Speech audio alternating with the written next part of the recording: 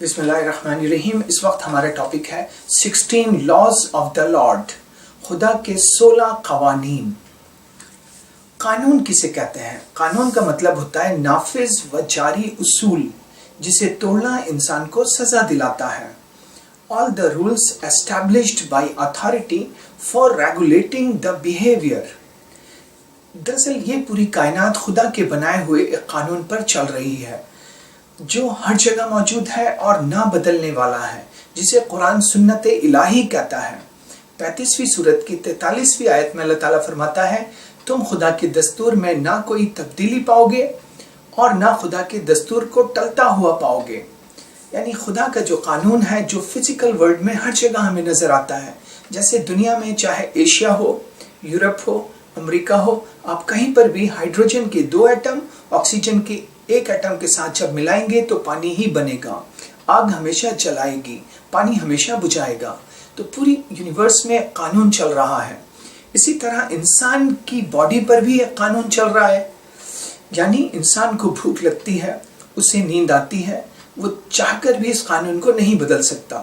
لیکن انسان کے عمل کی دنیا میں جو قانون ہے، وہ قانون کیا ہے؟ اسے سمجھنے کی کوشش ہم آج کی اس گفتگو میں کریں گے۔ تو آئیے دیکھتے ہیں کہ قرآن ان قوانین کے بارے میں کیا کہتا ہے۔ جیسے قرآن میں سب سے پہلے قانون جزا و سزا، یعنی بدلے کے قانون کی بات کہی گئی، the law of reward and punishment. قرآن میں 52ویں سورت کی 21ویں آیت میں اللہ تعالیٰ فرماتا ہے کہ ہر انسان اس نتیجے کے ساتھ جو اس کی کمائی ہے بندھا ہوا ہے۔ اسی طرح 41ویں سورت کی 46ویں آیت میں اللہ تعالیٰ فرماتا ہے، جس کسی نے نیک کام کیا تو اپنے لیے کیا، اور جس کسی نے برائی کی تو خود اسی کے آگے آئے گی۔ اسی طرح دوسری سورت کی 134ویں آیت میں اللہ تعالیٰ فرماتا ہے، یہ ایک امت تھی جو گزر چکی، اور اس کے لیے وہ تھا جو اس نے اپنے عمل سے کمایا، اور تمہارے لیے وہ ہے جو اپنے عمل سے کماؤ۔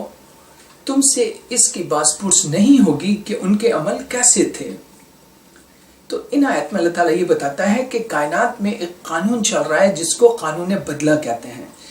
اس قانون کی خاص بات یہ ہے کہ یہ ہمیں بتاتا ہے کہ کائنات میں کوئی وجود ایسا نہیں جس کا کوئی افیکٹ نہ ہو، تو جیسا افیکٹ ہوگا ویسا ہی نتیجہ رزلٹ بھی نکلے گا۔ ناممکن ہے کہ کوئی چیز اپنا وجود رکھے اور کوئی اثر نہ آئے یا نتیجہ نہ نکلے۔ اسی بات کو قرآن سزا و جزا سے تعبیر کرتا ہے، یعنی ریوارڈ اینڈ پنشمنٹ۔ اچھے عمل کا نتیجہ اچھائی ہے، جو ثواب ہے، جو جنت میں لے جائے گا۔ برے عمل کا نتیجہ برائی ہے، جو عذاب ہے، جو جہنم میں لے جائے گا۔ تو اس طرح انسان کی زندگی میں جو بھی نتیجہ نکلنا ہے اس کا ذمہ دار خود انسان ہے۔ انسان یہ نہیں کہہ سکتا کہ کسی اور وجہ سے اسے سزا ملی یا اچھا بدلہ ملا، بلکہ یہ خود انسان کی کمائی ہے۔ جس طرح کمائی کرنے میں انسان کو محنت کرنی ہوتی ہے، اسی طرح اس کے اعمال اس کے سامنے کمائی کی حیثیت میں پیش آئیں گے، کیونکہ پوری کائنات میں ہم دیکھتے ہیں کہ ہر چیز ایک افیکٹ نظر رکھتی ہے۔ جیسے آگ جلاتی ہے، پانی بجھاتا ہے، گیہوں سے گیہوں نکلتا ہے، تو ہر جگہ جب یہ ممکن ہے تو انسان کے عمل کی دنیا میں بھی یہ ممکن کیوں نہ ہو۔ قرآن دراصل اسی بات کو کسب یعنی کمائی کہتا ہے، یعنی جس کے نتیجے سے تمہیں کوئی فائدہ حاصل کرنا ہو۔ یعنی انسان کے لیے جزا اور سزا خود انسان کی کمائی ہے۔ اچھی کمائی اچھا نتیجہ، بری کمائی برا نتیجہ۔ ایک غلط فہمی یہ ہوتی ہے کہ لوگ سمجھتے ہیں کہ خدا راضی ہوتا ہے تو جزا دیتا ہے، خدا ناراض ہوتا ہے تو سزا دیتا ہے۔ ایسا نہیں ہے۔ دراصل انسان اپنے عمل کے لیے آزاد ہے۔ اگر وہ اچھا عمل کرے تو خدا خوش ہوتا ہے اور اسے جزا یعنی اچھا بدلہ ملتا ہے۔ اگر انسان برا عمل کرے تو خدا ناخوش ہوتا ہے اور اسے برا بدلہ ملتا ہے۔ تو اچھا اور برا بدلہ جو اسے ملتا ہے وہ خدا کی خوشی یا ناخوشی کی وجہ سے نہیں ملتا، بلکہ وہ اس کے اچھے عمل یا برے عمل کی وجہ سے ملتا ہے، کیونکہ خدا ہمیشہ اچھے عمل کو پسند کرتا ہے اور برے عمل کو ناپسند کرتا ہے۔ تو انسان خود ذمہ دار ہے اپنے نتیجوں کو بھگتنے کے لیے۔ اسی طرح کائنات میں ایک دوسرا قانون چل رہا ہے جس کو کہا جاتا ہے قانون استعداد، یعنی لا آف کیپیسٹی۔ ہر انسان کو خدا نے ایک استعداد، ایک کیپیسٹی دی ہے، اور اسی کے مطابق وہ اس سے مطالبہ کرتا ہے کسی عمل کا، اور اس پہ بوجھ نہیں ڈالتا اس کی برداشت سے زیادہ۔ قرآن میں 23ویں سورت کی 62ویں آیت میں اللہ تعالیٰ فرماتا ہے، ہم کسی جان پر ذمہ داری نہیں ڈالتے مگر اتنی ہی جتنی کہ اس میں طاقت ہو۔ تو خدا کا یہ قانون تمام جاندار اور غیر جاندار ساری چیزوں پر جاری ہے، انسان پر بھی جاری ہے۔ خدا نے ہر وجود کو ایک استعداد، ایک کیپیسٹی دی، ایک قوت برداشت دی۔ اس کے جواب میں وہ چاہتا ہے کہ وہ انسان سے عمل کروائے، لیکن عمل کا اتنا ہی تقاضا کرتا ہے جتنی کہ اس میں برداشت ہے۔ اگر کسی انسان میں کم استعداد ہے تو اس سے مطالبہ بھی کم ہے۔ یہ جو یعنی مطالبہ ہے، یعنی خدا کا عمل کرنے کی جو بات ہے، یہ اتنی ہی ہے جتنی کہ برداشت ہو۔ یہی وجہ ہے کہ دنیا میں انسان کے اوپر کوئی مصیبت ایسی نہیں آتی جو اس کی برداشت سے زیادہ ہو، کیونکہ یہی خدا کا انصاف ہے۔ ہم دیکھتے ہیں کہ جب ہمیں بہت زیادہ سر میں درد ہے تو ہمیں نیند آ جاتی ہے، چونکہ جب وہ برداشت سے باہر چلا جاتا ہے تو خدا اسے روک دیتا ہے۔ تو اسی طرح کائنات میں ایک دوسرا قانون جاری ہے جسے کہا جاتا ہے انسان کی خوش نصیبی اور بد نصیبی کا قانون، the law of luckiness and unluckiness of man. قرآن میں دوسری سورت میں 34 سے لے کر 39 آیت میں اللہ تعالیٰ ابلیس سے کہتا ہے اور آدم اور حوا سے کہتا ہے۔ ابلیس نافرمانی کرتا ہے، سجدہ نہیں کرتا۔ آدم اور حوا ابلیس کے بہکاوے میں گناہ کر لیتے ہیں، پچھتاتے ہیں اور توبہ کرتے ہیں، تو خدا ان کی توبہ قبول کرتا ہے، خدا انہیں معاف کرتا ہے۔ اس کے بعد خدا فرماتا ہے، ہم نے کہا تم سب یہاں سے اترو، پھر جب آئے تمہارے پاس میری طرف سے کوئی ہدایت تو جو لوگ میری ہدایت کی پیروی کریں گے ان کے لیے نہ کوئی ڈر ہوگا نہ وہ غمگین ہوں گے، اور جو لوگ انکار کریں گے اور ہماری نشانیوں کو جھٹلائیں گے تو وہی لوگ دوزخ والے ہیں، وہ اس میں ہمیشہ رہیں گے۔ ان آیت میں اللہ تعالیٰ ابلیس، آدم، حوا ان کو حکم دیتا ہے کہ تم جنت سے نکل جاؤ، دنیا میں ایک خاص سمے تک تمہیں رہنا ہوگا، اس دوران تمہارے پاس میری طرف سے گائیڈنس آئے گی، یعنی وحی نازل ہوگی جو انسانوں کی ہدایت کے لیے انبیاء پر آئے گی۔ تو جو لوگ مانیں گے وہ کامیاب ہوں گے، جو نہیں مانیں گے وہ ناکام ہوں گے۔ تو جن لوگوں نے مانا وہی خوش نصیب رہیں گے، جن لوگ نہیں مانیں گے وہی بد نصیب رہیں گے۔ تو دراصل ان آیات میں اللہ تعالیٰ یہ فرماتا ہے کہ گائیڈ کرنے کا جو کام ہے وہ میرا ہے۔ دیکھیے دنیا میں انسان کو خدا نے 3 طریقے سے گائیڈنس دی۔ ایک وجدان کے ذریعے کہ اس کا وجدان اسے گائیڈ کرتا ہے کہ کیا صحیح ہے کیا غلط ہے۔ ایک بیکورڈ علاقے میں بوڑھی دیہاتی جاہل عورت جب دودھ میں پانی ملاتی ہے تو اسے پتا ہوتا ہے کہ وہ غلط کر رہی ہے، یہ بات اسے کوئی نہیں بتا رہا لیکن وہ جانتی ہے۔ اسی طرح دوسری انسان کو جو گائیڈنس ملتی ہے وہ ملتی ہے عقل کے ذریعے جو خدا کی دی ہوئی ہے۔ اسی طرح تیسری گائیڈنس وحی کے ذریعے، یعنی اللہ کا میسج جو انبیاء پر آیا انسانوں کی ہدایت کے لیے۔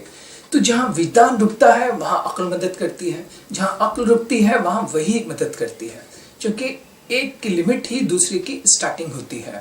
جیسے عقل بتا سکتی ہے کہ خدا کو ہونا چاہیے مگر وہ کیسا ہے یہ وہی بتائے گی، مرنے کے بعد زندگی ہونی چاہیے مگر وہ کیسی ہے یہ وہی بتائے گی۔ عقل بتاتی ہے خدا کی عبادت کرنی چاہیے شکرانے کے طور پہ، مگر کیسے کرنی چاہیے تو وہی بتائے گی نماز روزے کی شکل میں۔ تو دراصل خدا بد نصیبی اور خوش نصیبی کا تعلق انسان کے اس ہدایت کو قبول کرنے یا نہ کرنے سے ہے۔ اسی طرح کائنات میں قانون جاری ہے جسے قانون ہدایت کہہ سکتے ہیں، لا آف گائیڈنس۔ 16ویں سورت میں 93ویں آیت میں اللہ تعالیٰ فرماتا ہے، اگر اللہ چاہتا تو تم سب کو ایک ہی امت بنا دیتا، لیکن وہ بے راہ کر دیتا ہے جس کو چاہتا ہے اور ہدایت دے دیتا ہے جس کو چاہتا ہے۔ اسی طرح 42ویں سورت کی 13ویں آیت میں اللہ تعالیٰ فرماتا ہے، اللہ جس کو چاہتا ہے اپنی طرف چن لیتا ہے اور وہ اپنی طرف ان کی رہنمائی کرتا ہے جو اس کی طرف متوجہ ہوتے ہیں۔ دیکھیے ان آیت میں اللہ تعالیٰ نے یہ فرمایا کہ ہدایت دینا نہ دینا یہ ہمارا کام ہے، لیکن ہم اسے دیتے ہیں جو ہماری طرف رجوع کرے۔ یعنی پہلا اسٹیپ انسان کا ہوگا کہ اس کے اندر نیت ہوگی ہدایت پانے کی اور کوشش ہوگی۔ دوسرا اسٹیپ خدا کا ہوگا کہ خدا اس کے لیے راستے کھولے گا، ہدایت اس تک پہنچائے گا۔ تو یہ خدا کا قانون ہے۔ اگر ایسا نہیں ہوتا تو زیادتی ہوتی کہ کسی کو ہدایت دی کسی کو نہیں دی۔ इसी तरह कायनात में कानून है जिसको आप कह सकते हैं कानून गुमराही, द लॉ ऑफ मिसगाइडेंस। 7वीं सूरत की 146वीं आयत में अल्लाह ताला फरमाता है, मैं अपनी निशानियों से उन लोगों को फेर दूंगा जो जमीन में नाहक घमंड करते हैं, और अगर वो हर किस्म की निशानियां देख लें तब भी उन पर ईमान ना लाएं, और अगर वो हिदायत का रास्ता देखें तो उसको ना अपनाएं, और अगर गुमराही का रास्ता देखें तो उसको अपना लेंगे। ये इस वजह से है कि उन्होंने हमारी निशानियों को झुटलाया और उनकी तरफ से अपने को गाफिल रखा, और जिन्होंने हमारी निशानियों को और आखिरत की मुलाकात को झुटलाया उनके अमाल अकारत गए, और वो बदले में वही पाएंगे जो वो करते थे। तो दरअसल कुरान का एक स्टाइल है, कुरान का एक स्टाइल ये है कि खुदा के बनाए कानून से जो रिजल्ट पैदा होते हैं उन्हें खुदा अपनी तरफ मंसूब करता है। एक कानून है कि जो लोग अपनी समझबूझ से काम नहीं लेते, बुजुर्गों की अंधी तकलीद करते हैं, उनकी अक्लें रफ्ता रफ्ता मारी जाती हैं और साफ बात भी उनकी समझ में नहीं आती।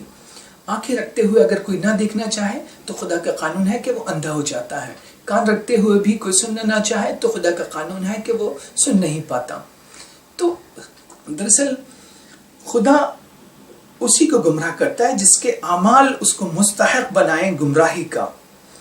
तो हर इंसान अगर सोचना ना चाहे तो फिर उस तक हिदायत नहीं पहुंचती। तो गुमराही के लिए इंसान खुद ही जिम्मेदार है। वो नहीं कह सकता कि खुदा ने उसे गुमराह किया, वो तो हिदायत चाहता था।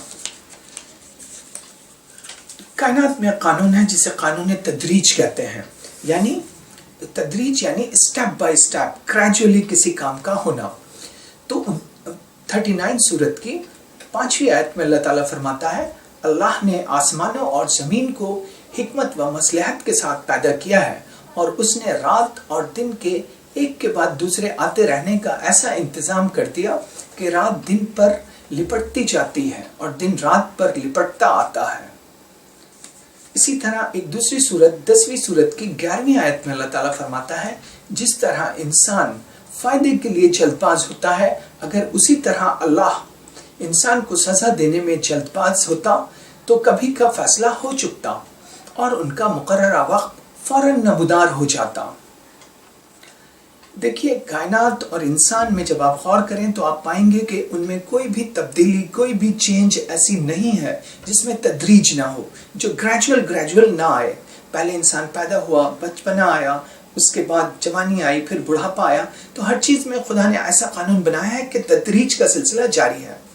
हर चीज़ आहिस्ता आहिस्ता बनती है और आहिस्ता आहिस्ता बिगड़ती भी है।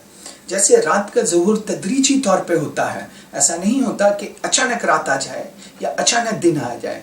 कुरान इसी को तकवीर कहता है। तकवीर यानी लिपटना, एक चीज़ लिपटती है दूसरी चीज़ के ऊपर। तो यही बात अच्छाई और बुराई दोनों में भी नज़र आती है। अच्छाई और बुराई दोनों में तदरीज का कानून कारफरमा है। दरअसल इससे प्रॉब्लम ये पैदा होती है कि बहुत सारे लोग गलत फहमी का शिकार हो जाते हैं। वो कहते हैं नताइज कहाँ है, नताइज नहीं है, इसका मतलब है हम गलत काम जो कर रहे हैं वो ठीक है, जबकि खुदा का कानून तदरीज है, इसकी वजह से नताइज फौरन नज़र नहीं आ रहे। इसी से एक दूसरा कानून भी नज़र आता है जो कानून मोहलत है, caseation, the law of caseation, यानी मोहलत का कानून। कुरान में 16वीं सूरत की 61वीं आयत में अल्लाह ताला फरमाता है, अगर अल्लाह लोगों को उनके जुल्म पर पकड़ता तो ज़मीन पर किसी जानदार को ना छोड़ता, लेकिन वो एक मुकर्ररा वक्त तक लोगों को मोहलत देता है। फिर जब उनका मुकर्ररा वक्त आ जाएगा तो वो ना एक घड़ी पीछे हट सकेंगे और ना आगे बढ़ सकेंगे। इसी तरह 7वीं सूरत की 182 और 183 आयत में अल्लाह ताला फरमाता है, और जिन लोगों ने हमारी निशानियां झुटलाई हम उन्हें दर्जा बदर्जा आखिरी नतीजे तक ले जाएंगे, इस तरह की उन्हें खबर भी ना होगी। हम उन्हें ढील देते हैं और हमारी मुख्फी तदबीर बड़ी ही मजबूत है। तो इन आयत में अल्लाह ताला कहता है कि दुनिया में एक मोहलत का कानून जारी है। कोई भी इंसान ऐसा नहीं है जिसको मोहलत ना मिलती हो। मोहलत इसलिए मिलती है ताकि अच्छाई में को बढ़ा सके, बुरा तौबा कर ले और अपनी इस्लाह कर ले। کیونکہ دنیا میں کوئی انسان ایسا نہیں جس نے نہ کبھی کوئی غلطی کی ہو، نہ کبھی کوئی گناہ کیا ہو. اگر فوری طور پہ خدا سزا یا جزا دیتا تو دنیا کی لائف پاسبل ہی نہیں تھی، پورا سسٹم کولیپس کر جاتا. یہ جو کہا جاتا ہے کہ خدا کے ہاں دیر ہے اندھیر نہیں، یہ غلط بات ہے. قرآن کہتا ہے کہ خدا کے ہاں ایکوریسی ہے.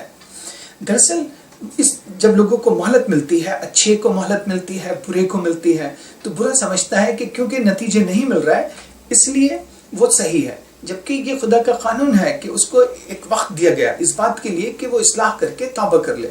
دراصل یہ تینوں قانون جو ہے، جیسے جزا کا قانون یا تدریج کا قانون یا مہلت کا قانون، یہ تینوں ایک ساتھ عمل کر رہے ہیں. تو اچھوں کے لیے بھی یہی قوانین ہے اور برے لوگوں کے لیے بھی. اس یہی وجہ ہے کہ ان چیزوں کے بعد جب نتیجہ سامنے آئے گا تو انسان خود بخود سمجھ جاتا ہے، کیونکہ جیسے ہی مہلت ختم ہوتی ہے نتیجہ اچھل کر سامنے آ جاتا ہے اور پھر انسان نہیں بچ سکے گا، پھر پچھتانے کا بھی کوئی فائدہ نہیں ہوگا. اسی طرح کائنات میں قانون ہے، قانون امتحان، لا آف ٹیسٹنگ. 67ویں سورت کی دوسری آیت میں اللہ تعالیٰ فرماتا ہے کہ اللہ نے موت اور زندگی کو پیدا کیا تاکہ وہ تم کو جانچے کہ تم میں سے کون اچھا کام کرتا ہے. اسی طرح 21ویں سورت کی 35ویں آیت میں اللہ تعالیٰ فرماتا ہے ہر جان کو موت کا مزہ چکھنا ہے اور ہم تم کو بری حالت اور اچھی حالت سے آزماتے ہیں پرکھنے کے لیے، اور تم سب ہماری طرف لوٹائے جاؤ گے. اسی طرح قرآن میں 25ویں سورت کی 20ویں آیت میں اللہ تعالیٰ فرماتا ہے ہم نے تم کو ایک دوسرے کے لیے آزمائش بنایا. قرآن کے مطابق انسانی زندگی کی جو ڈیفینیشن ہے وہ ہے امتحان. Human life is a test. انسان کو ہمیشہ کے لیے پیدا کیا گیا، لائف کو دو حصوں میں بانٹا گیا، موت سے پہلے، موت کے بعد. موت ٹرانسفر ہے. تو اس زندگی میں امتحان چل رہا ہے. روزانہ دنیا میں 1.5 لاکھ لوگ مرتے ہیں اور 2 لاکھ لوگ پیدا ہوتے ہیں. تو لوگ آ رہے ہیں جا رہے ہیں، تو ایک ریلے ٹیسٹنگ چل رہی ہے. یہ جو ٹیسٹنگ ہے یہ 2 طرح سے ہے. ایک ڈائریکٹ ٹیسٹنگ کہ انسان پہ اچھے حالات آتے ہیں، برے حالات آتے ہیں، اب وہ شکر کرتا ہے کہ غرور کرتا ہے، شکایت کرتا ہے کہ صبر کرتا ہے. اور ایک کے ذریعے دوسرے کو آزماتے ہیں کہ آپ کے پڑوسی پہ مصیبت آئی تو آپ کا ریسپانس کیا ہے. تو یہ ڈائریکٹ ٹیسٹنگ ہے اور انڈائریکٹ ٹیسٹنگ ہے. کائنات میں فائدہ مند چیزوں کے باقی رہنے کا قانون بھی چل رہا ہے. Law of the survival of beneficial, یعنی جو چیز فائدہ مند ہوتی ہے وہ باقی رہتی ہے. ہمارے زمانے میں جو لوگ کہتے ہیں سروائیول آف فٹسٹ، کہ جو چیز اچھی طاقتور ہے وہی باقی رہے گی، کمزور ختم ہو جائے گی، ایسا نہیں ہے. تو خدا نے کائنات کو جو بنایا ہے اس میں جو مفید چیز ہوتی ہے وہ باقی رہتی ہے اور جو غیر مفید ہوتی ہے وہ ختم ہو جاتی ہے. قرآن میں 13ویں سورت کی 17ویں آیت میں اللہ تعالیٰ فرماتا ہے خدا نے آسمان سے پانی برسایا تو ندی نالوں میں جس قدر سمائی تھی اس کے مطابق بہ نکلے، اور جس قدر کوڑا کرکٹ جھاگ بن کر اوپر آ گیا تھا اسے سیلاب اٹھا کر بہا لے گیا. اسی طرح جب زیور یا کسی طرح کا سامان بنانے کے لیے مختلف قسم کی دھاتیں آگ میں تپاتے ہیں تو اس میں بھی جھاگ اٹھتا ہے اور میل کچیل کٹ کر نکل جاتی ہے. اسی طرح اللہ حق اور باطل کی مثال بیان کر دیتا ہے. جھاگ رائے گاں جائے گا کیونکہ اس میں نفع نہ تھا. جس چیز میں انسان کے لیے نفع ہوگا وہ زمین میں باقی رہ جائے گی. تو اس صورت میں اللہ تعالیٰ یہ بتاتا ہے کہ دنیا میں وہی چیز باقی رہتی ہے جو کہ فائدہ مند ہو. تو یہ ایک درس ہے مسلمان والوں کے لیے کہ وہ گیور کنٹریبیوٹر بنے، نہ کہ ٹیکر اور ریسیور. تو دنیا میں جو چیز فائدہ پہنچائے گی وہی چیز باقی رہے گی. تو اچھا عمل بھی کیونکہ فائدہ مند ہوتا ہے اس لیے وہ باقی رہے گا اور اس کی جزا انسان کو ملے گی آخرت میں اور دنیا میں بھی. اسی طرح کائنات میں قانون ہے جس کو کہا جاتا ہے قانون تثنیہ، یعنی لا آف پیئرس، جوڑے جوڑے ہونے کا قانون. قرآن میں 51ویں سورت کی 49 آیت میں اللہ تعالیٰ فرماتا ہے ہم نے ہر چیز کو جوڑا جوڑا بنایا ہے تاکہ تم دھیان دو. اسی طرح 36ویں سورت کی 36ویں آیت میں اللہ تعالیٰ فرماتا ہے پاک ہے وہ ذات جس نے سب چیزوں کے جوڑے بنائے، ان میں سے بھی جن کو زمین اگاتی ہے اور خود ان کے اندر سے بھی، اور ان میں سے بھی جن کو وہ نہیں جانتے. یعنی اس آیت میں اللہ تعالیٰ کہہ رہا ہے کہ خدا نے ہر چیز کو جوڑے جوڑے پیدا کیا.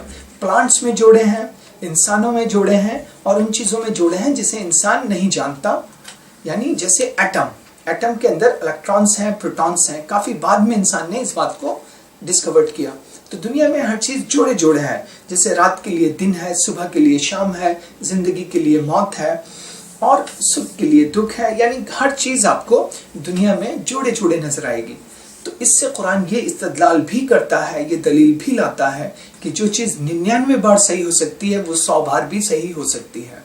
यानी दुनिया अगर है तो उसका जोड़ा आखिरत भी होना चाहिए, क्योंकि कायनात में हर चीज़ इवन में है, यानी जोड़े जोड़े है, सिर्फ खुदा की ज़ात के, क्योंकि खुदा की ज़ात ही वाहिद है, ऑड है, जिसका कोई जोड़ा नहीं है। अल्लाहु अहद अल्लाहु समद। इसी तरह कायनात में एक कानून चल रहा है जिसको कौमों के उरूज व ज़वाल का कानून कहा जाता है, यानी the law of rise and downfall. तो जिस तरह इंडिविजुअल यानी अफराद की ज़िंदगी में कवानीन जारी हैं, इसी तरह ग्रुप्स की ज़िंदगी में भी उरूज व ज़वाल के कवानीन जारी हैं।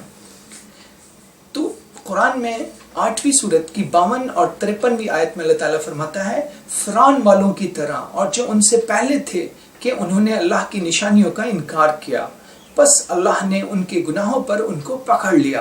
बेशक अल्लाह कुव्वत वाला है और सख्त सज़ा देने वाला है।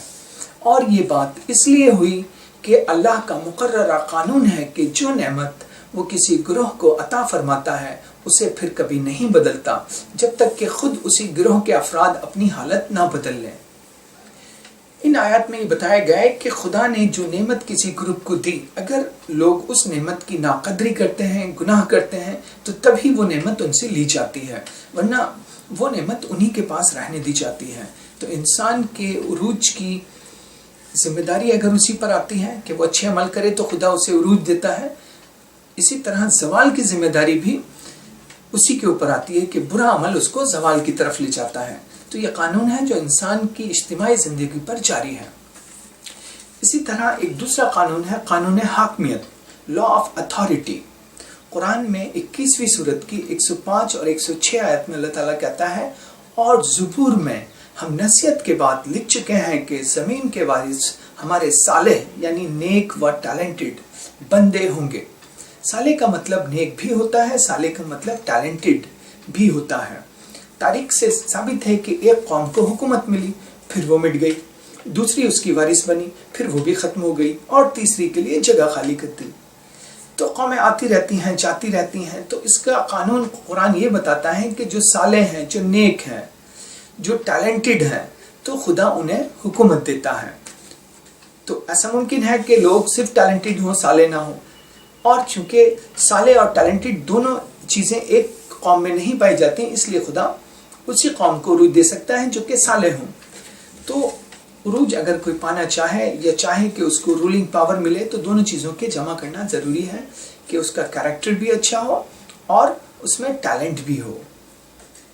इसी तरह कायनात में कानून है कानून हक व बातिल, यानी the law of truthfulness and अनट्रुथफुलनेस। 21वीं सूरत की 18वीं आयत में अल्लाह ताला फरमाता है, हमारा कानून ये है कि हक बातिल से टकराता है और उसे पाश पाश कर देता है, और अचानक ऐसा होता है कि वो नाबूद हो गया, और कह तो हक नमूदार हो गया और बातिल नाबूद हुआ, और यकीनन बातिल नाबूद ही होने वाला है। कहते हैं ऐसी बात को जो अटल हो, अमिट हो, साबित हो, इसका अपोजिट बातिल है, जिसमें सबात व क़याम ना हो, जो टल जाने वाली हो, जो मिट जाने वाली हो, बाकी ना रहने वाली हो। तो दुनिया में हक और बातिल की कशमकश हमेशा से जारी रही है, जारी रहेगी, लेकिन इसके नतीजे के बारे में खुदा ने बता दिया कि उसका कानून ऐसा है कि हमेशा हक ही गालिब आता है, हक हमेशा नाहक को या बातिल को ख़त्म कर देता है। तो हक के साथ ही कामयाबी है, दुनिया में भी और आखिरत में भी। इसी तरह कुरान में हमें एक और कानून के बारे में बताता है, यानी कानून निजात, लॉ ऑफ सैल्वेशन।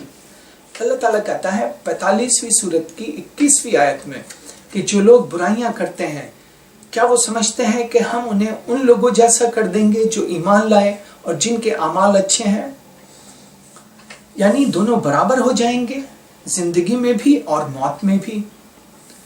59 सूरत की 20 आयत में अल्लाह ताला फरमाता है, دوزخ والے اور جنت والے برابر نہیں ہو سکتے، جنت والے ہی اصل میں کامیاب ہیں۔ اسی طرح تیسری سورت کی 25ویں آیت میں اللہ تعالیٰ فرماتا ہے پھر اس وقت کے کیا حل ہوگا جب ہم ان کو جمع کریں گے، ایک دن جس کے آنے میں کوئی شک نہیں، اور ہر شخص کو جو کچھ اس نے کیا ہے اس کا پورا پورا بدلہ دیا جائے گا اور ان پر ظلم نہ کیا جائے گا۔ تو اللہ تعالیٰ فرماتا ہے کہ قانون نجات جو ہے خدا کا، وہ ایسا نہیں ہے جو یہ دیکھے کہ عمل کون کر رہا ہے، وہ صرف یہ دیکھتا ہے کہ عمل کس کا اچھا ہے۔ اس سے کوئی فرق نہیں پڑتا کہ وہ کس گروپ سے تعلق رکھتا ہے، جس کا جیسا عمل ہوگا اس کو ویسا ہی نتیجہ ملے گا۔ نجات اور کامیابی صرف اس کے حصے میں آئے گی جس کی نیکیاں گناہوں سے زیادہ ہوں گی، اور وہ ناکام ہوگا جس کے گناہ نیکیوں سے زیادہ ہوں گے۔ تو اب انسان خود فیصلہ کر لے کہ وہ کیا چیز چاہتا ہے، کیونکہ خدا کا قانون نجات اس پر لاگو ہے۔ اسی طرح قرآن ہمیں قانون مقصدیت کے بارے میں بتاتا ہے، لا آف ایم فلنس۔ قرآن میں 23ویں سورت کی 115ویں آیت میں اللہ تعالیٰ فرماتا ہے کیا تم نے ایسا سمجھ رکھا ہے کہ ہم نے تمہیں بغیر کسی مقصد و نتیجے کے پیدا کیا ہے اور تم ہماری طرف لوٹنے والے نہیں؟ اللہ جو اس کائنات ہستی کا حقیقی حکمراں ہے اس سے بہت بلند ہے کہ ایک بیکار کام کرے۔ تو اللہ تعالیٰ بتاتا ہے کہ دنیا میں جو بھی چیز ہے اس کا ایک مقصد ہے، اس نے ہر چیز کو سسٹمیٹک اور آرگنائز وے میں بنایا ہے جو بہت ہی سسٹمیٹکلی چل رہی ہے۔ تو ایسا نہیں ہے کہ انسان کا بنایا جانا بیکار ہو، بلکہ اس کے پیچھے ایک مقصد ہے۔